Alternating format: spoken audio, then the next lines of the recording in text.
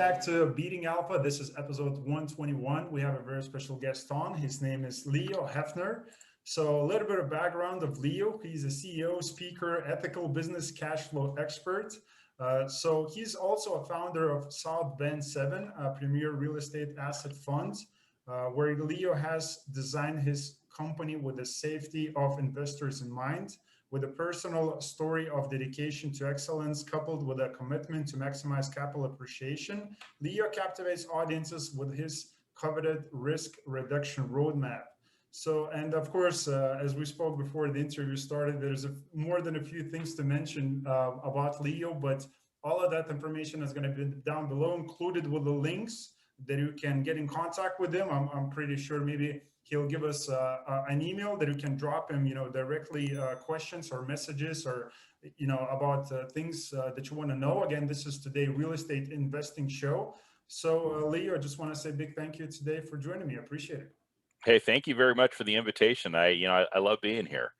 Thank you. I appreciate it. It's great to have you on. So listen, risk reduction roadmap. I mean, there's a few things that I'm looking at, when it comes to kind of the topics that we can cover. And of course, probably I will add a couple more things for the audience and that relates to the stories. But if we go back to the story, because I think it's very powerful, to hear people's stories, and everybody has kind of different journey. So can you kind of tell your personal background and the story? How did you get involved with the real estate business? Yeah, it was interesting. I grew up on the North Shore of Kauai, in Honolulu, which is the background that's behind me. Yeah. That's just like that's what makes it for me. That's home, right? So Wow. I grew up surfing, diving, fishing on the North Shore of Kauai in the jungle, just out in the boonies. And my parents started a property management company as people were starting to come over for more vacations and wanting a place to stay outside of hotels. So they turned into some of the top real estate agents on the island, and I was growing up in that. So it was a very different way of growing up. I mean, I didn't need shoes. I didn't wear shoes. I mean, I could pull food straight out of the ocean and go home and go surfing. Right. It was a 40-mile bus ride just to go to school, so it was interesting. And the types of people that were coming over and my dad's clients were very wealthy individuals who had made their money in real estate.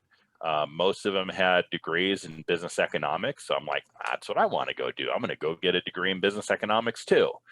And, so I went and left Hawaii and went to school and got into real estate, got out of real estate, got into automotive, got into computers, and then came back to real estate.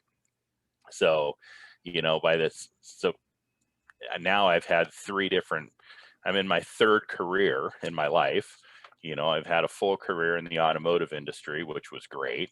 And, overlaid that with computers and data backup and, security and forensics. And now back into my original love, which is real estate and helping people. Here you go. That's a good story. So, okay. So coming back to the real estate point, and maybe if we can talk about that, I guess that's what the people that came for. So can you tell us what are you actually currently looking for? What do you have in the pipeline? What's up with deals? So we're going to be talking about today. Yeah. So I have a fund. It's called South Bend 7. There's kind of an interesting origin story on that. I was flying. Okay, it's a good one. I was flying out to Chicago to go see a buddy of mine, and was sitting between two guys on the airplane, and they started talking, and turns out they knew each other, and I was sitting right between them. It's always happens with the big guys. We get jammed in the middle seat, and so we're sitting like this, just trying to nod and fringe on people. And turns out these guys were the loss mitigation manager for a small regional bank in the Midwest and the facilities manager for the same bank.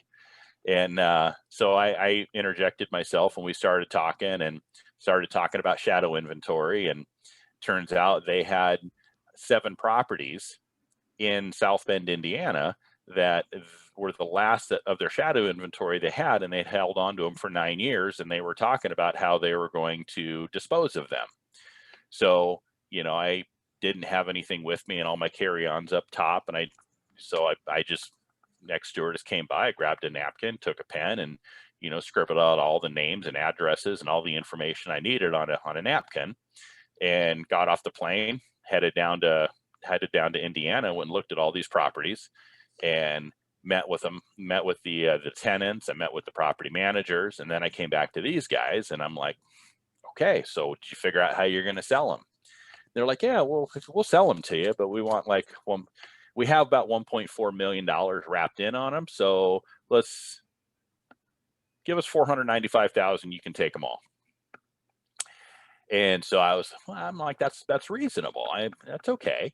And so there's a gentleman out in LA named Clyde, who he has tons of real estate in places you wouldn't even think. Like, you drive down the road and he's like, oh, I've got a trailer park here. And you're looking around, it's just buildings, and there's 7-Elevens and houses, and you tuck back behind a little alleyway behind a 7-Eleven, you end up on an infill lot full of trailers, and it's a trailer park in middle of Bellflower. And he's got these things, like these nuggets that he's put together over the last 50 years in these areas. And some of his pieces of advice are the only real estate that he feels bad about, or the real estate that he sold. And when you're making an offer, if you don't feel uncomfortable, your offer's too high.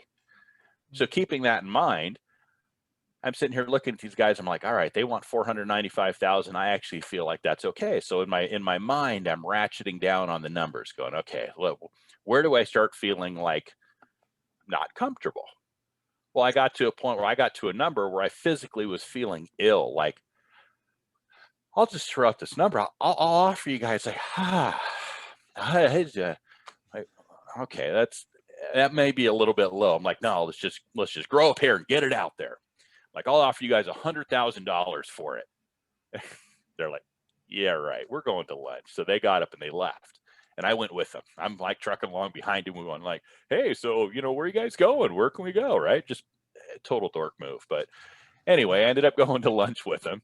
And they sat at their table. I sat by them, and I just kind of kept interjecting into the conversation. Finally, they're like, dude, if you're not going to go away, come here. And so they started talking amongst themselves, and how they couldn't take an offer that low because of how the bank worked and the internal dealings with it. And then it was like, well, what can we do? And then they started solving the problem for me.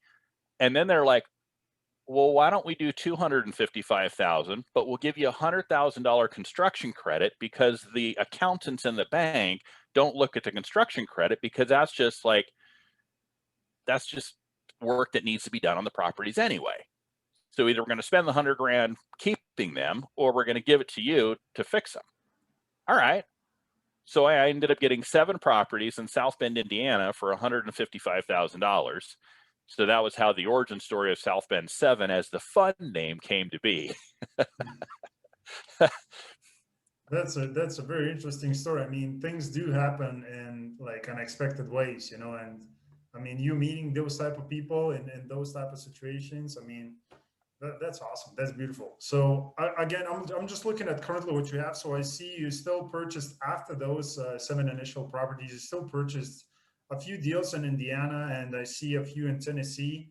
So which maybe you can talk about, because now I understand the Indiana and the story behind that market, but Right. why Tennessee, and how, like, for what reasons have you started looking for, to that market too?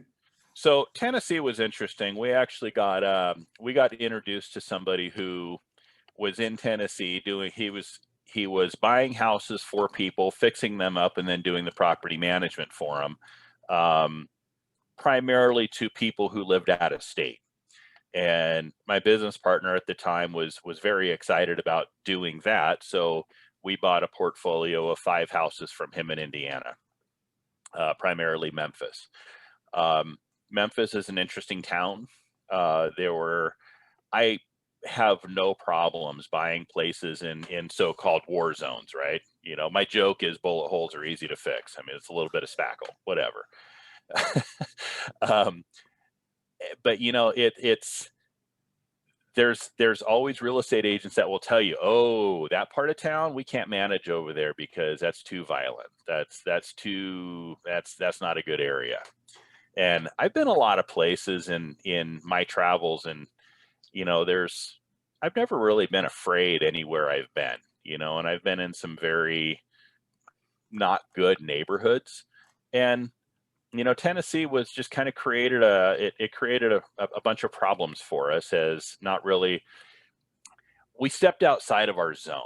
All right. So on one hand, I go to Indiana, I've got property managers, I've got teams, the bank had already put them in place. And I learned a lot of lessons from Memphis.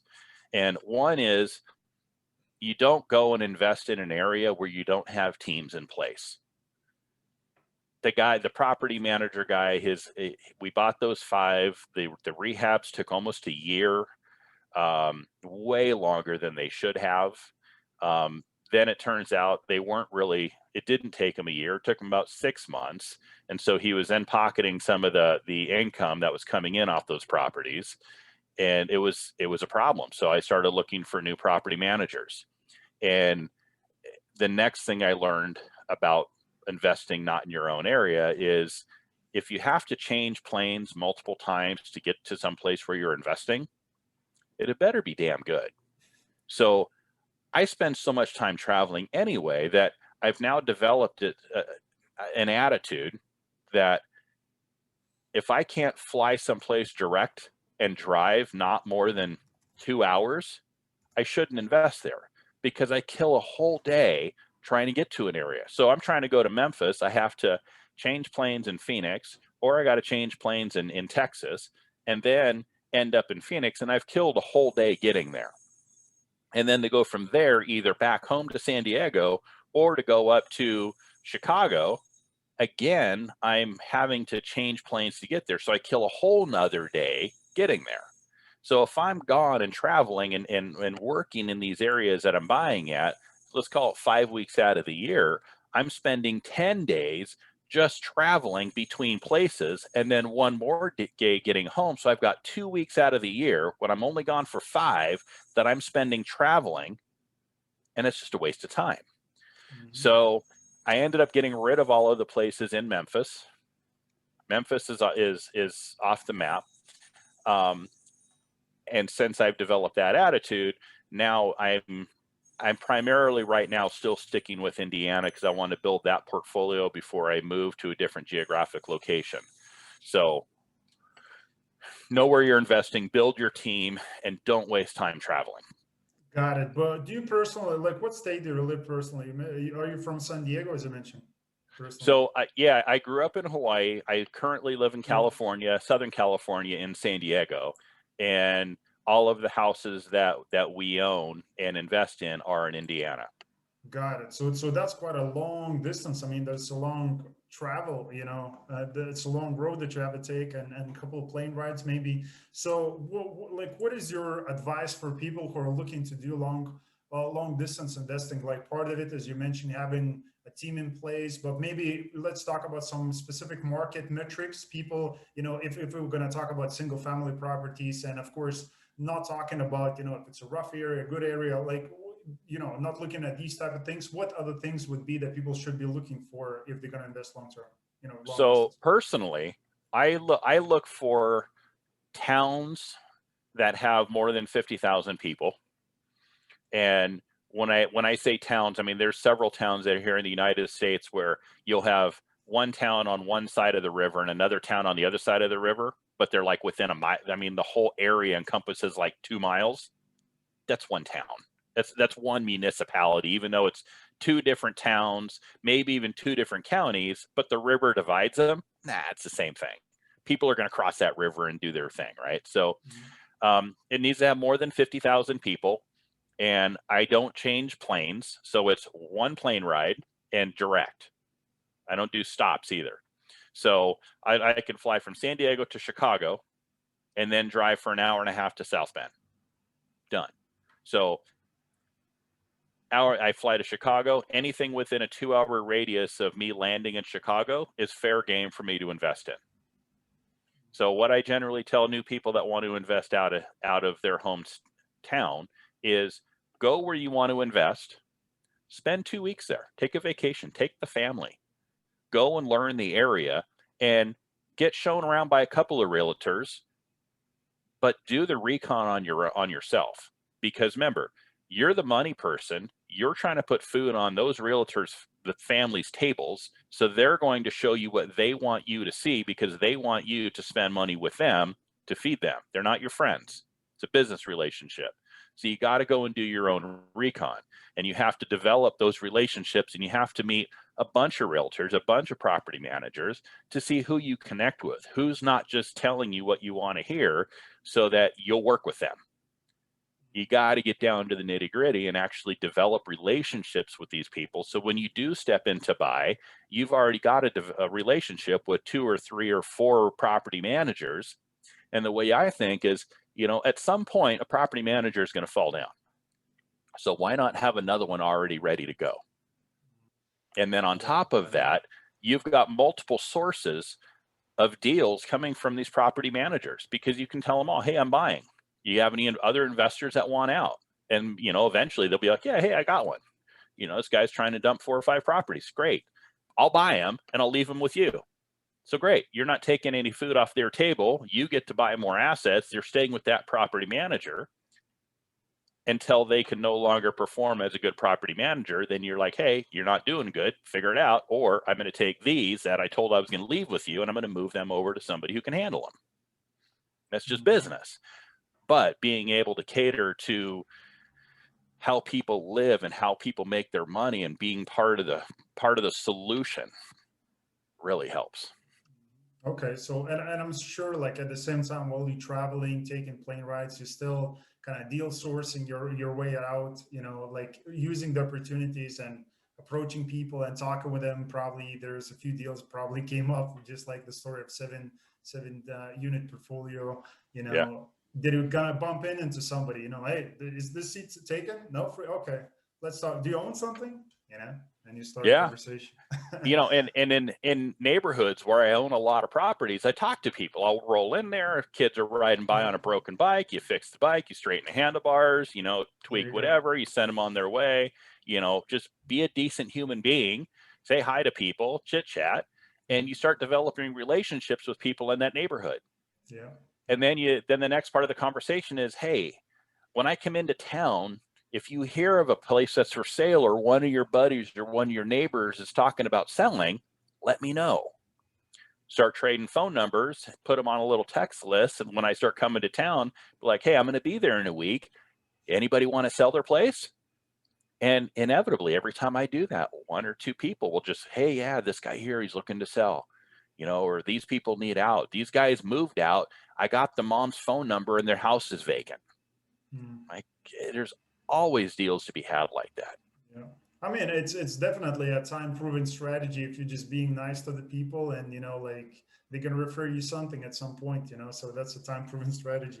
So talking about other states, as you mentioned, you're looking to invest in different states. One of these states, is it going to be California? If yes or no, for what reasons? Or maybe some different states that you're looking at. Can you share that?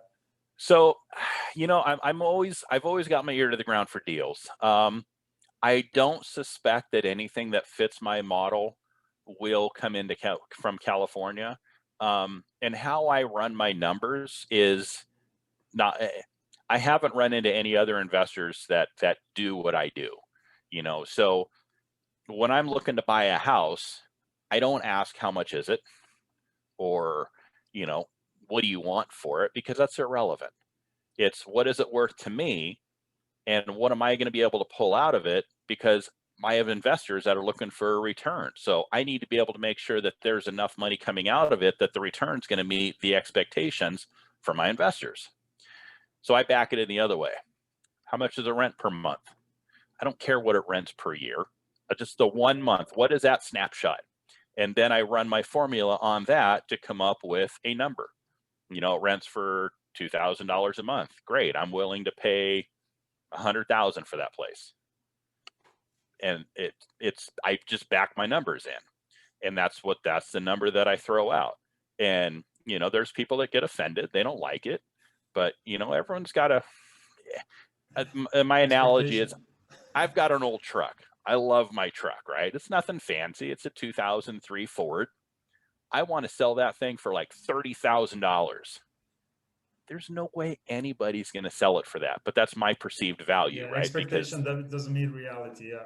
Right. So there's days, I mean, when I'm out, I've looked at 30 houses a day for 3 days, and almost 100 houses and over the course of 3 days, and put offers in on a lot of them. And sometimes I get some, sometimes I don't. But it's a numbers game, and the numbers have to work for me, and I'm not willing to compromise that. Got it. So talking about making the numbers work and running around and looking for the properties, can you share, like, when it comes to the deal criteria, like what type of deals are you looking for specifically? Because you mentioned kind of rough neighborhoods where are you looking for kind of heavy value add type of deals with the like rough neighborhoods, and for what reasons are you looking for those deals? No, so it's not necessarily I look in rough neighborhoods. What I look for are in the niche that I've decided that I like low income housing. I like the people that are on welfare, Section 8, Social Security, VA, because they're a demographic that really gets taken advantage of. So a lot of the properties that I buy, I usually end up buying from people that really don't give a crap about their tenants, and they don't give a crap about the house, and they don't put any money in it. They equity strip it. They take all the money they can, they put nothing back into the house, and then you've got these elderly people, they've got veterans, they've got people with kids that they're trying to raise in these houses that aren't fit for human habitation. So I come in, I grab these places, and then I fix them up. And I mean, I think I'm a little rougher on them. I definitely go a little harder on my numbers, because when I walk in and there's a foot missing off the front door and it's snowing outside, it should be illegal. It is illegal. They just get away with it. And all the windows are drafty and half the windows are broken. It's not okay. So I hit them a little harder on the numbers, knowing I'm going to have to put quite a bit more into these places. And by the time it's done, I've got tenants that are happy to be there. They're happy that they actually have a place to live. I charge a little bit under market rent because I don't want them to leave. And I just end up developing these longer term relationships with these tenants. So you keep most of the tenants that are already in a property. You don't you don't raise the rents. You just leave the rents the same they are. Do you improve the property when you come in, when you buy the property? Oh yeah, absolutely. Yeah. I mean, if there's a place that's rough when I get in there, that absolutely is not okay for people to be living in, Yeah. then if I have another house that's vacant, I'll move them. And do you Just have like an estimate number? Do you always spend kind of the same, number on a property, or it's kind of deal to deal basis? No, it's definitely deal to deal. I mean, at this point, I've spent, on the purchase, I've spent anywhere from $2,000 to almost $50,000 on a house, and rehabs have gone anywhere from, no money into a rehab up to, almost $40,000 into a rehab. Hmm. So, it's all deal by deal, and it's a numbers game, but it's also a people game.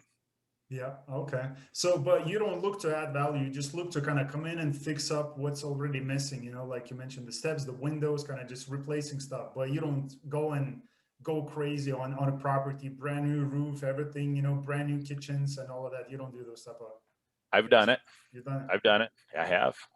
If a roof needs to be fixed, I'm not Yeah, a fan of. yeah. I'm not a fan of fixing 3 tiles, or what this one section, 10-foot section of the roof. No, let's get the roof done, because I Okay. never want to think about the roof on this house again. Let's just Mhm. boom, it's done. It's over with. Because at some point, I'm going to be selling this place, and the Mhm. roof's now done. I've now added value to it. I've bought the property right. I've bought it cheap enough that no matter what I do to the house, I'm we're going to be profitable. So fix the whole roof. You got a plumbing issue? Fix the plumbing. When you have a house with a basement, it's nothing. It's like less than $2,000 to replumb a whole house. If you have a plumbing issue, just plumb it. Electrical's a little bit tougher, but just do it right, get it done, because it's cheaper in the long run. Yeah. Oh, yeah, definitely makes sense. So, talking about the tenants, because I'm sure you're not keeping all the tenants in place or maybe it happened in the past where you have to replace a tenant with a brand new one for whatever reason. So from your personal experience, because probably right now you have again, you all the properties in Indiana and Memphis, so you have somebody who looks after the properties, the third party management, for those properties. But from personal experience, maybe you can share kind of tips and strategies when it comes to vetting potential tenants. So actually, that vetting tenants is part that I sub out to my property managers. I'm not part of that. But when we started running into COVID, and there was I guess it was about a year and a half ago when VA checks and Social Security checks weren't being sent out. There was a delay. Something happened there, and there was a time I was on the phone with the property manager, like, hey, don't evict anybody. This will settle itself out. Let's not create any drama. Send them a little letter saying, hey, we know you're having problems. Be understanding. Let it go. Going into COVID, there was a point, I think it was in March, that the president had said that there's going to be a moratorium on evictions. Can't evict anybody. I'm like, all right, let's get ahead of this. Already, as soon as that happened, the phone started ringing. So does this mean we don't have to pay our rent? Like, we drafted up a letter, had it hand delivered to all of the tenants that essentially said, hey, we know we're going into a very interesting time. There's a moratorium on evictions. We're willing to work with you. If you can demonstrate a hardship in income, please come and talk to us. Let us know. We'll work with you. If your job is going along just fine, continue to pay rent because we have bills to pay to let you stay in that house.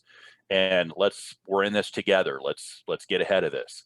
And ever since then, we haven't had any problems. I think we've had a handful of houses where people have come in with their hardships and be like, hey, I don't have a job anymore. Great. Well, what can you do? And we haven't evicted them. We haven't told people to leave. They're still there.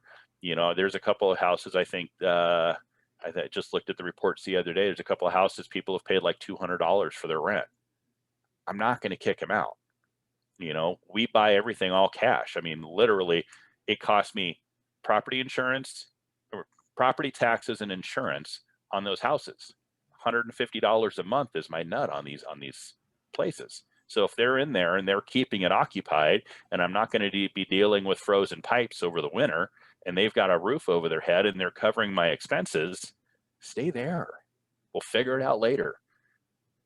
That's interesting. Okay, that's interesting, approach, and I'm sure those people value you personally a lot because during these times, not having a job, not having an income is not fun position to be in, and at the same time worrying about your rent payments, which of course you're like flexible when it comes to that approach. So that is great.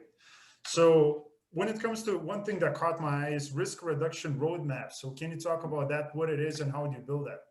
Yeah, so risk reduction roadmap is something that I came up with after the last crash. In 2007, 2008, things were already going sideways. And there was a gentleman I met with who had 997 houses out in Vegas. Wow. And I think I met him in 2011.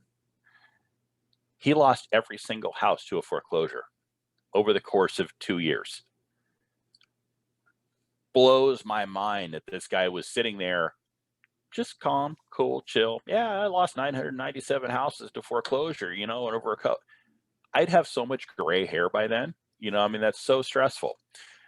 So I started digging in to try and find out, how did that happen? How do you lose almost 1,000 houses? And it just came down to the fact that he was over leveraged and he didn't see the writing on the wall. As people were leaving, he couldn't let people go. And, he also had a very wealthy family to back him up. So it didn't really matter that he lost everything. But thinking of that, also, I looked at my own family and I looked around at my other families and friends, and there was a lot of people who lost a lot of money, whether in the stock market or in real estate. And I was doing a lot of private lending at the time, being the bank and making loans, which we still do. But it was when the next one of these comes, because it is cyclical, it will be coming again. How do I not lose houses? How do I have people who invest with me not lose houses? And how do I not get more gray hair? I have to be able to sleep well at night. So that was where I started just kind of penning out, what does this look like? What are the risks? If we're doing loans, what are the risks? What's the underwriting guidelines? If we're buying assets, what are the risks? And it all came down to plan for the worst, hope for the best. And that whole little scribble sheet became that risk reduction roadmap. So what I started doing is, we're going to go in and we're going to buy everything all cash, no leverage. And everyone's like, oh, but leverage is what, what makes the ROI. You have to use leverage in order to make any money. Not really. I mean, yeah, we're not hitting 12, 15, 20% returns. We're hitting 6 to 8% returns over the course of a year. It's a lower return, but it's also much lower risk. We grow slower, but you know what? When the bottom falls out, I've got 3 years worth of reserves sitting in here to pay property taxes and insurance. We're not going to lose any house because a bank's coming knocking on it saying, hey, you're one of our bigger fish. We need to collect. Hey, you know what? We're going to foreclose on this place because we can. We don't have anybody knocking on our door telling us how to run our business. So what we have is just a very stable. I mean, I took as much risk out of it as I can. I don't know how to take any more risk out of what we do. And that was what I wanted to create, was a place that people's money could go and be and stay and not be at a risk of losing it, or I don't know. I mean, I'm still waiting for someone to show up and tell me how investors can actually lose money with what we're doing. I know there's a way. The SEC says I can't say that there's not a way, because nothing is 100% safe, right?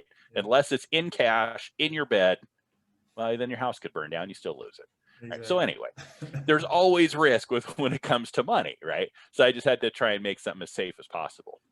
Got it. So again, can you talk about the deals? And again, for single family, so how do people get invested with you? I mean, how do you structure by the SEC regulations?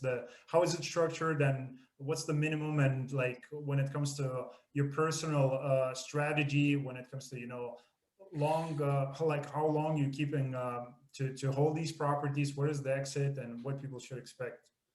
So we are in a Reg D 506C. Well, we started as a Reg D 504. So a Reg D 504 is it's an exemption by the U.S. SEC that allows you to go out and take investment capital from anybody. That's like your friends and family round. It's the guy at 7-Eleven. It's your grandma. It's your friend. It's you can put. Nowadays, it's $5 million. When I started it was $1 million. So once we capped that out, then we did a 506C, which is it cuts out all the friends and family. Now it is accredited investors only. It's people who have a net worth of more than $1 million, make more than $250,000 a year, and people who know what they're doing. Now the SEC has just changed that ruling on what allows people in. I think now they'll allow sophisticated investors, which is a stage down.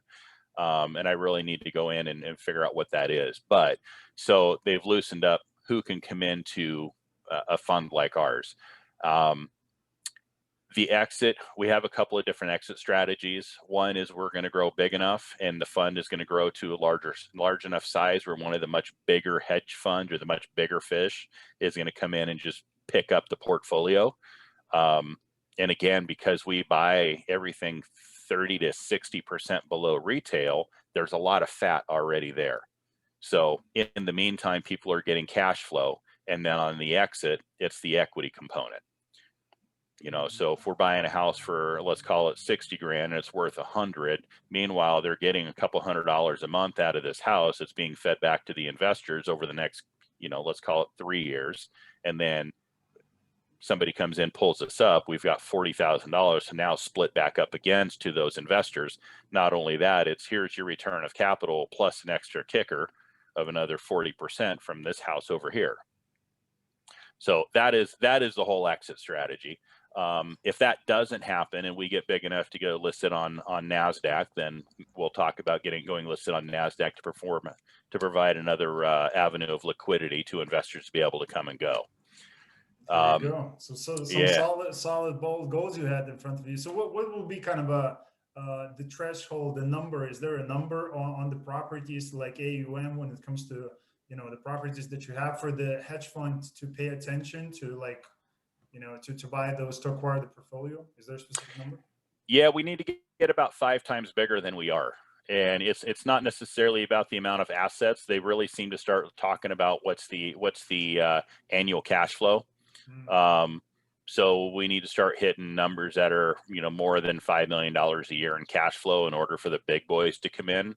And the bigger you go on some of those bigger funds, the less they nitpick on the price, because it's a economy of scale play. Had a conversation with somebody who runs a family office recently, and they sent me a portfolio of like 300 houses somewhere out in Midwest. I don't remember where it was, but it was interesting because I looked at the numbers. I'm like, I would never buy that. It just doesn't cash flow enough. And so I sent him a long just email back on this portfolio. I mean, these places were renting for like $300 and $400 a month, and my cap is 600. I don't buy anything less than 600, because if you're going to lose, let's call it 50% on some of these lower income places, that's nothing. Even at 600, you're still only bringing in 300. Well, if he's renting for 300, I mean, just one repair wipes out 6 months worth of income. So, he comes back and goes, I have 3,000 houses. I pick these up, and a couple of them are like paying me $50. I don't care, because I've got 3,500 houses now. Everything else makes up for it. There's so much money coming in.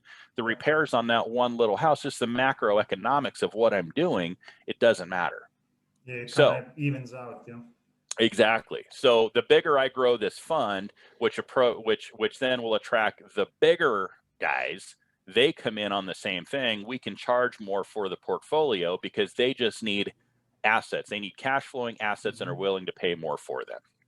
Got it. Awesome. Good. So we're gonna stay close to you and see when that's gonna happen. So even before that, you have to make sure you get in contact with this man and talk some real estate and probably some opportunities to go and invest along with him also. But one of the things that I want to kind of discuss, and it's part of the topics because I think it's very important for the people kind of understand maybe the strategies or the tips that you have behind that, and it's avoiding the retirement destroying mistakes. So can you share that? So probably is part of the strategy is investing in real estate, but maybe we can expand on that. Yeah, that's an interesting one. So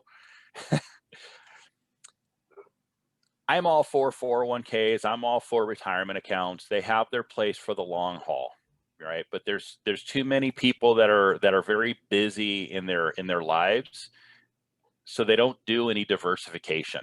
They put everything into their 401k. They stick it all in the stock market, and right now, I mean, again, it's a cycle that gets wiped out. So you can take some of that money that's in the 401k and you can self-direct it, and you can put it into outside assets. You can put it into real estate. You can put it into metals. You don't have to keep it all in the stock market. And there's a lot of people who don't actually understand that. The 401k can't be active, so you can't be working at your job now, feeding your 401k, and then self-direct that. You have to, it's one of those where I'm at a job, my last job's got a 401k attached to it. You can now take that money and reallocate that out into other assets. So it's all, don't put all your eggs in one basket. You can put a little bit with me, you can put a little bit with somebody else. You can go out and buy gold and silver bullion and, or collectibles, but take that money and go out and be proactive with it. Yeah. So what is your approach, kind of short, if you give us a short answer on diversification, would you go for that? I mean, like looking at these current market conditions, would you recommend that, or like, or from personal experience, like, would you go for that or against that? Maybe for the people who are in the beginning stages to build real estate portfolio. So yeah, it's even for what I do, I look at diversification, but I also need economy of scale.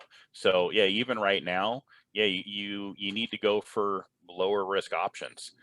Don't go for the big bang right now. Right now is the time to contract in this current market cycle. And I think this goes globally from everything I read is, pull your money out of what's volatile, hold on to it and look for something that you can put it in long term. Like, so right now there's a bunch of these AI trading platforms that are coming out. And what most people don't understand is they're already there. yeah, they are, but they're being advertised more. I'm seeing them more, right? So what people don't understand about those AI trading platforms is they pull your money out of the market before the market dips, supposedly.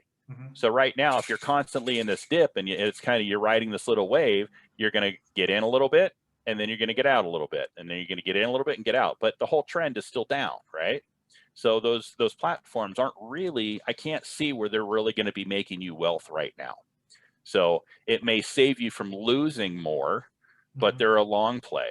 So you can put a little bit of money into that and see what happens. You could put a little bit of money into crypto if you know what that looks like and you know how to operate there.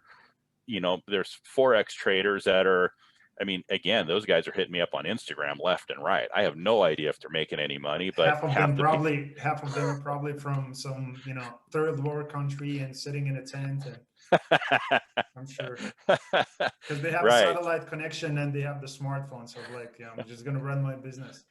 Right. So, you know, it's, you really have to be smart about where you're putting your money and really vet people and, you know, look at the track record.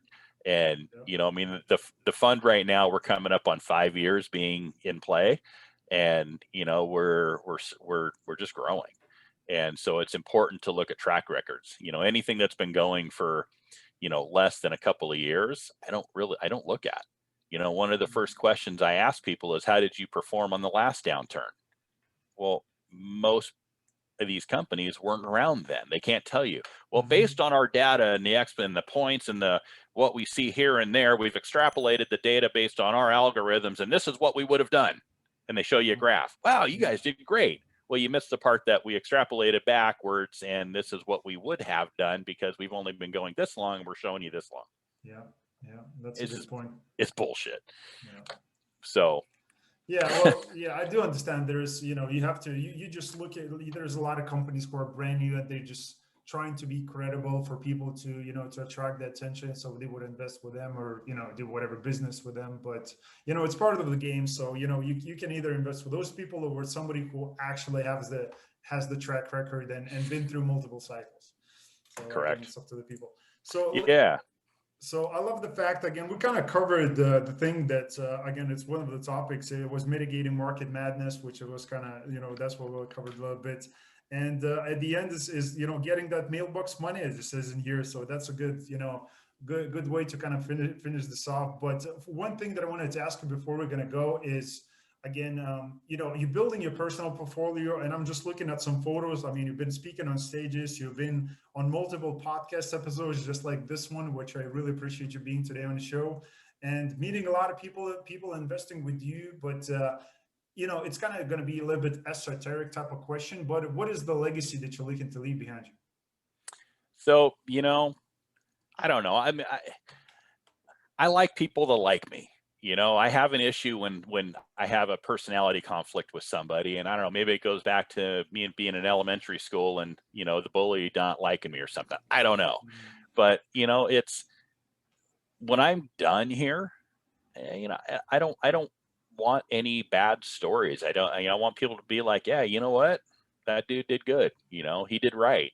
And not that I want to be a kiss ass. I want to do the right thing. I want to do what I say and say what I do, and be able to just perform. And, you know, whether that's my family life and raising kids or with investors or, you know, just, you know, I run a turtle rescue, whether it's, you know, rescuing turtles or dogs or whatever it is. That's just how I want to live my life. Karma. I totally believe in karma, you know, so I'm just out there sowing seeds, and I make my choices accordingly. Here you go, and reaping the rewards at the same time. So awesome. So Leo, I really appreciate you being today on the show. I mean, there's so much more that you can give away for the people, and I mean, there's all these free resources, which you can follow Leo on, which is, of course, the Instagram, Twitter, Facebook. I mean, he has a couple Instagram profiles. So, I mean, all those links are going to be included down below with his email, if he don't mind for us to do that. So you can get in contact with him and talk about real estate, maybe ask a few questions. How do you get involved? How do you build, personal portfolio? How do you start with that? Or how do you go about and invest passively with him too? But yeah, Leo, it's been a good fun kind of to get to know you personally and your personal journey and the things that you're looking to accomplish, which is it's beautiful. So thank you. Well, thank you very much. And, I really look forward to those emails with people who have questions. And, most of the time I feel like I'll send out decks to people and they're like, yeah, okay, great. And they just, write a check. Really? You don't have any questions for me? There's nothing? Yeah, got to have some kind of a question for me, because I grow by helping other people know what we do, and I love being able to share my knowledge. And, I don't work with I don't have a team of people. I'm not in an office full of people. So I don't know what you need. And without that, I don't know what to share. So I've got a ton of knowledge locked up in here. And if somebody doesn't ask me, I don't know what they need, and I'm not going to push my knowledge on people. Yeah. So ask, please. I'm an open book. I'd love to share. Good. Awesome. That's a good point. So again, guys and girls, for you to share, I'm going to ask if you just share this episode with a friend of yours who wants to learn about real estate investing and wants to know more, wants to get some inspiration, some stories, strategies, techniques. So make sure to pass this interview along to that person. Again, Leo, thank you for being today on this episode.